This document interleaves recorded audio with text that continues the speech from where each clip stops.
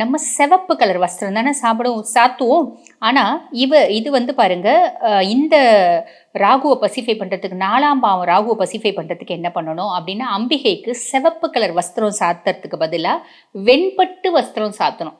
வெண்பட்டு துணி வாங்கி கொடுக்கணும், புடவை வாங்கி கொடுக்கணும். அதே மாதிரி மல்லிகைப்பூ மாலை வாங்கி கொடுத்து அம்பிகையை மல்லிகைப்பூவால் அர்ச்சனை பண்ணுறது அப்படின்றது வந்து பாருங்க, இந்த 4ஆம் பாவ ராகுவை அமைதிப்படுத்துறதுக்காக ஒரு உன்னதமான ஒரு வழியாக இருக்கும். ஆக விருச்சிக ராசி 10ல் கேது, தொழிலில் வெற்றி எல்லாம் கொடுப்பாரு. அதுக்கும் மேலே இந்த ராகு கேது பொசிஷன் வந்து பார்த்தீங்கன்னா, நிறைய விருச்சிக ராசி நண்பர்களுக்கு வெளிநாட்டு பிரயாணம், வெளிநாட்டில் ஒரு தொழில், வெளிநாட்டில் வந்து பார்த்தீங்கன்னா வர்த்தக தொடர்பு, சும்மா டூருக்குனாலும் வெளிநாடு போகிறது, இப்படி நிறைய பாக்கியங்களை ஏற்படுத்தி கொடுப்பாங்க அப்படின்னு தான் சொல்லலாம். தொழில் ரீதியாக வெளிநாட்டு போகிறதுக்கான வாய்ப்பு நிறைய இருக்குது இந்த ராகு கேது பொசிஷன்.